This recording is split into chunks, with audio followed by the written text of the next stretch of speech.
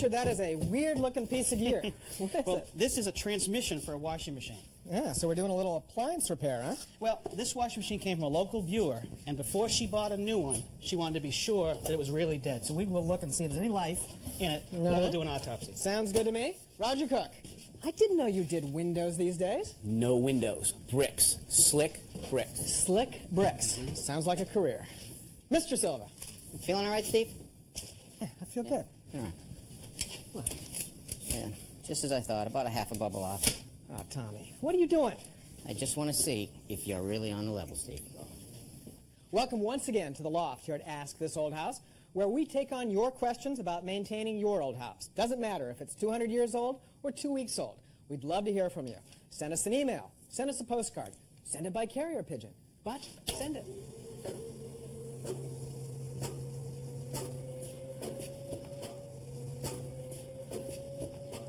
Doesn't sound too good, Richard. She described it as kapakata is the noise. It's the noise. That's pretty accurate. What I did is I went to the appliance repair place, and I didn't even know they had these do-it-yourself repair manuals. They're perfectly illustrated, step by step, and they even have a rating system.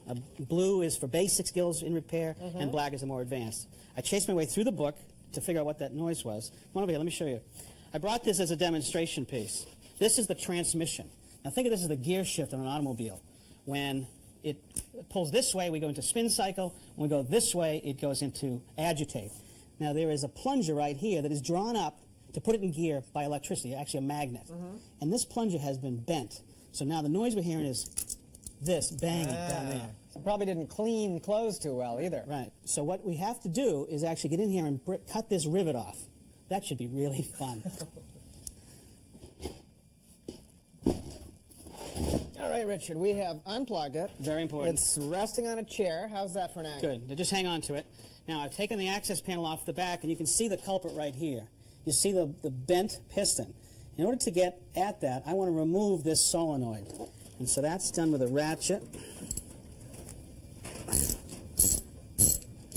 Okay, let's see how this thing comes out for me. My hands are not made for this. I'll switch to a screwdriver and give this some persuasion. Good. That was not bad. Okay, that's out of the way now. And here is that bent piston. I'm going to pry that rivet out a little bit. And now let's see if I can cut it with a hacksaw.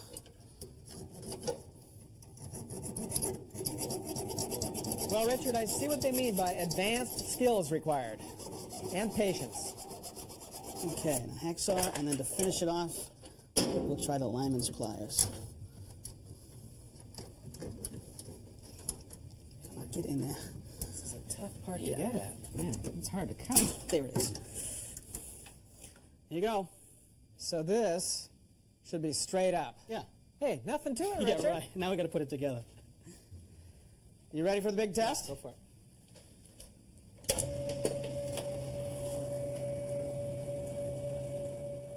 I don't hear any kabakata. I think we got it. I think you did, Richard. Well, sometimes we get lucky. But you put 45 minutes into it. At least. And some money for parts. Right. The plunger was $40, and the manual's about $10, so $50 in parts. Still, it's an old machine. It could break again next week. Right. Well, there's some major parts that you got to watch out for: the transmission, the motor, and the pump. Yeah. And then there's some minor parts you got to worry about: the timer, the float valve, the fill valve. Those are things that, you know, this is a 19-year-old machine. So. But it's very satisfying to have fixed it. It feels pretty good. And with that manual, a basic toolkit, and some patience, Right, and some courage. you could keep this going forever. Maybe. I like that. Richard, thank you. All right. Oh, what a nice domestic scene. You won't do windows, but you will do dishes. Well, you strike me as someone who's probably never cleaned his flower pots. That's true. Probably never cleaned your brick front walk either. Well, that's true as well. Well, I've got a lesson for you. Take a look at this. Well, you seem kind of testy, Roger.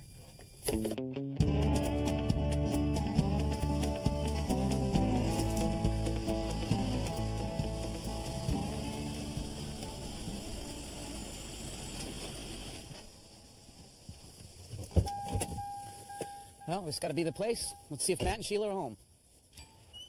Hi. Hi. I'm Roger Cook from Ask This Old House. Hi, I'm Sheila. Come on in. Hi. Boy, is it nice and cool in here. It is. Hey, Matt, Roger's here. Oh, hi. I'm Matt. Roger Cook. Nice to meet you, Matt. Nice to meet you, Roger. Nice place. How long you been in here? Been here about a month now. Got a lot of unpacked boxes. 1 month. Want to help? Yeah, No. we just moved in. You want to see the place? I'd love to, yeah. Yeah, great. Well, this is the living room. Nice. I love the view, Sheila.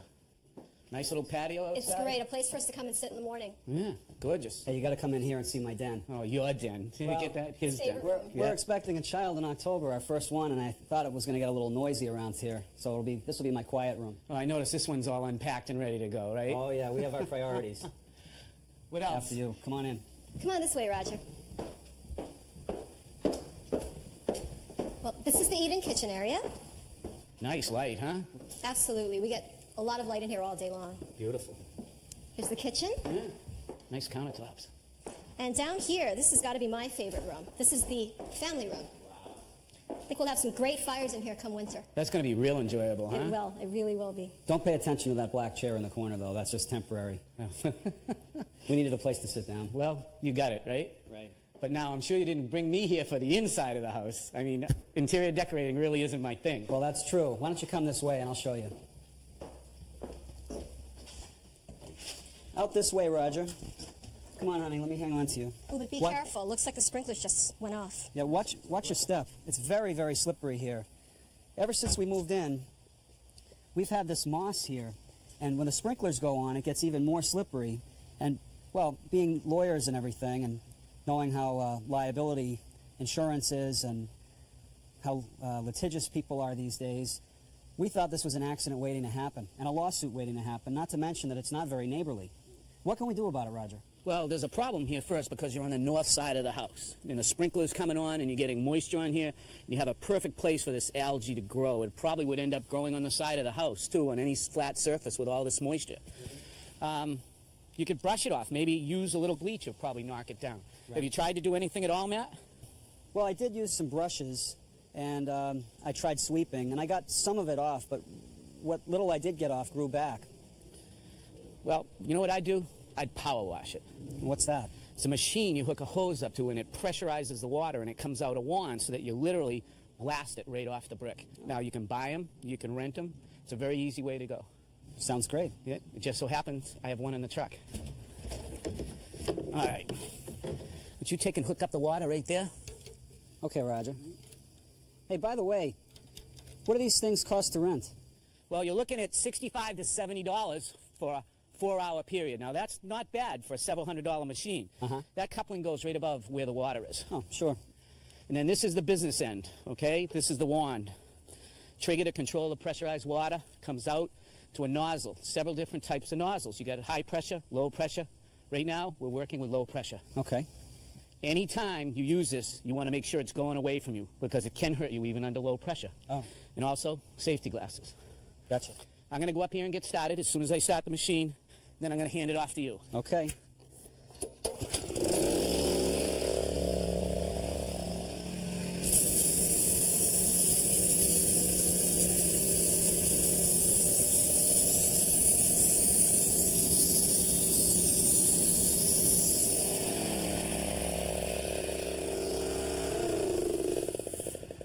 I want to try something a little different. I have a low pressure nozzle on there right now.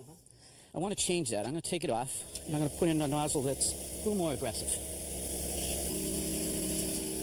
That's the right one. That's the one we wanted. Yeah, this is fabulous. Just be careful. Okay.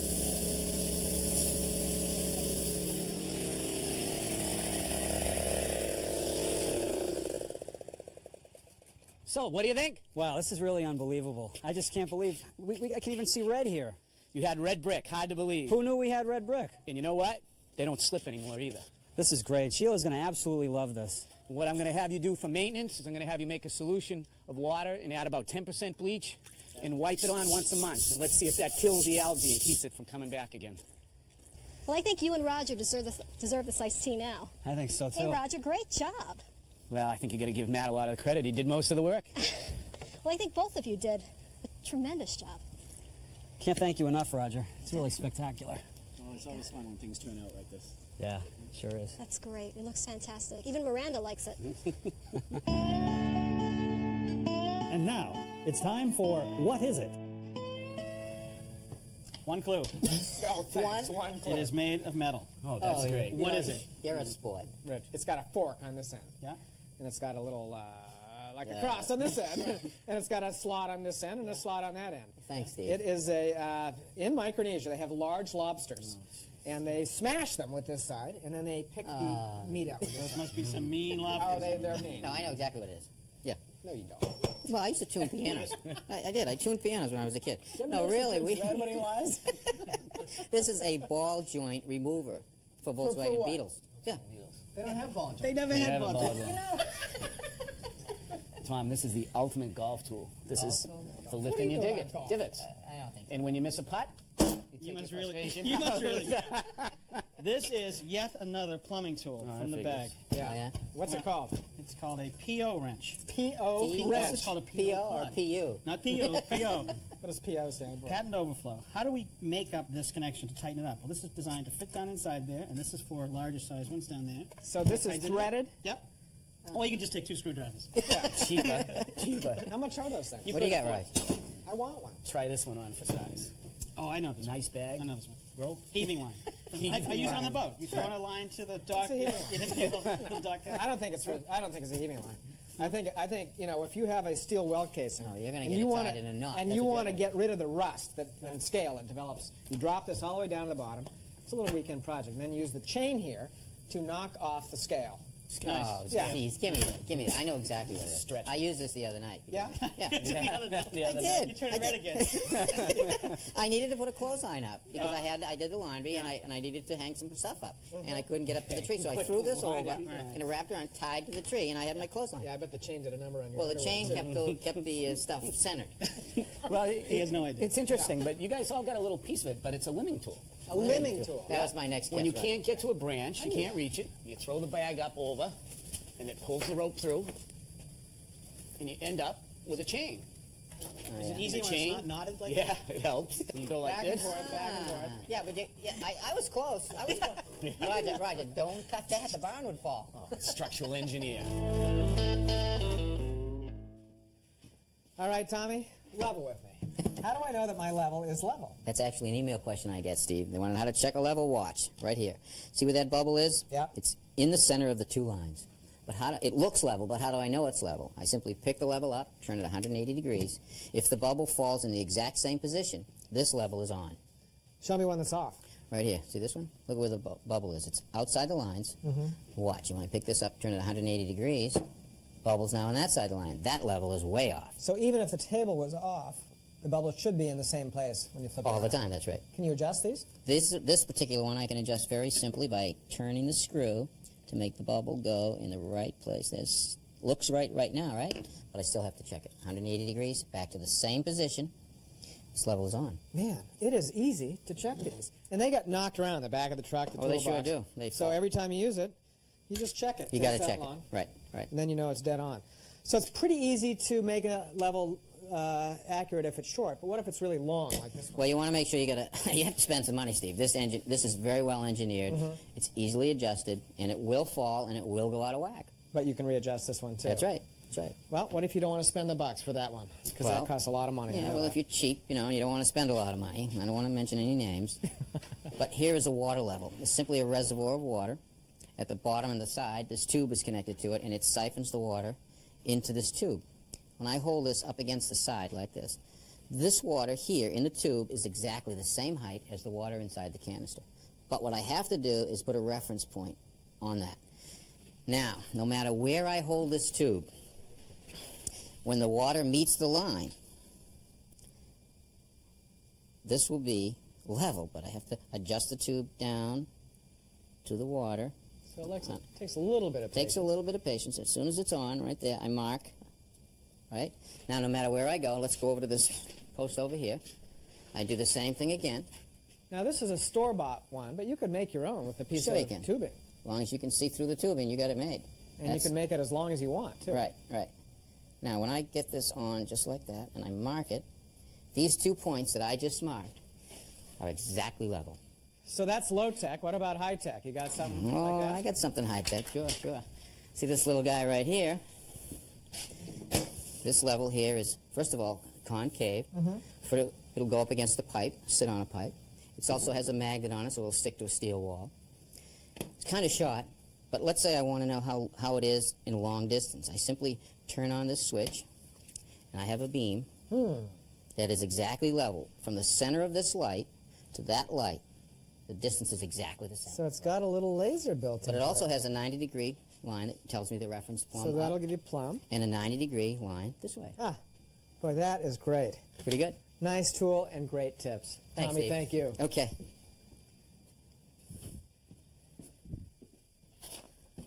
Well, recently we've gotten a whole slew of letters on kitchen faucets. When they leak, they drip, and that drives you nuts.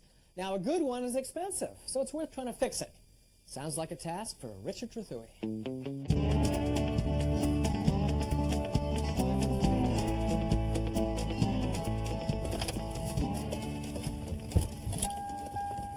This must be it. Nice little ranch house on the end of a dead-end street. Marion? Yes. Richard Trethewey from Ask This Old House. How are you? Hi, thanks. So glad to see you. Well, we're glad to be here. We got an email that said you had a problem with a faucet. Oh, yeah. How long have you been here? About 6 years. I see you've got it pretty well filled with books and computers everywhere. Are you kidding? I've already cleaned it up before you come in and see. What is wrong with the faucet? Well, notice these sponges here. Ah, Yeah. the famous sponge repair. Yeah, that's it. So what's happening? Okay, you turn on the faucet and watch the water starting to spread out. Yeah, now it's not going to do it. Watch this. Yeah, That's on. there's a little bit, yeah. Yeah. Okay, and here it is on the backside too. And I see it's dripped all down behind. It's starting to rot away the rotting away the backsplash. wall. Have you tried to repair it? Well, yeah, as a matter of fact, oh, look at this. Oh, yeah. I had a handyman, just a standard guy, come in, and he was looking at various things. He said, oh, I can fix that. It just needs to be tightened up a little bit. So he opened it up, and he tightened it up, and now it's really hard to turn it. So he But tightened it's- it plenty, yeah, didn't he? Yeah, but it still leaks. All right, well, in your email, you told me the faucet brand, so I brought a bunch of different service parts. Let me go to the truck and Oh, see what we great. can do. We'll take it apart. Great, thanks. Wow, those are pushed right in there. That repairman ahead of me probably dogged these things down to try and stop the leak. And that's not a good thing because you're going to compress the O-rings, which are underneath. Now let's see what we've got here. Now this assembly, at the bottom, it has two O-rings that hold against the hot and the cold, and it goes into the spout, the mix. These O-rings can wear out, and we've seen that here. Now, you can't really tell by looking at them. You know, they can be scored. But if I could just change the O-rings, but as I try to operate this thing, it's so stiff. It was really damaged, I think, in the previous repair, that the smarter approach is just to change the whole assembly. Now, it might seem extreme to change this whole cartridge, but experience tells me that we could change those O-rings and get a call back. So let's see how we did. Sometimes you gotta let it run for a while and see if the leak shows up. Oh, here's a little bit coming in from the side. Looks like we gotta go deeper. Gotta turn the water off again. So now with the water off, we have to pull the cartridge. All right, pull that cartridge. Inspecting that looks fine. No debris in there. Now underneath here, there's one more O-ring, and look, it's all scored and beaten up. So I have to get that one out and get a new one in. There's an O-ring.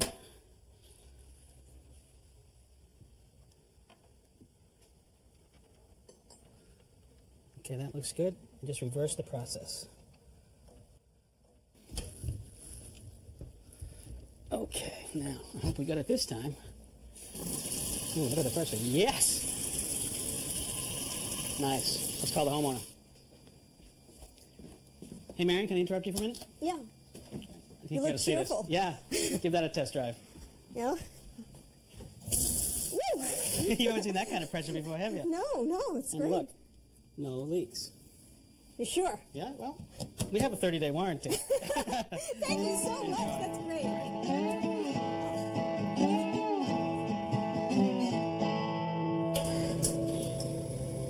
And listen to that baby purr, huh? It sounds good. Really good. like Richard, unbelievable. First the faucets, then the washer. This was my show, wasn't it? We're going to get another 100,000 miles out of this thing. Yeah, that we will. Well, this is quite a scene of domestic tranquility. We've been busy. I did the wash. I'm doing the hanging. You're a heck of a team. Better believe it. Now listen, folks, if you have any questions for us, please send them along to Ask This Old House by letter, by email, by postcard. Just send them. So until next time, I'm Steve Thomas. I'm Tom Silva. I'm Rich Trethewey. I'm Roger Cook. For Ask This Old House. Now, did you mix the colors and the whites, or did you just put them all together? Supposed to?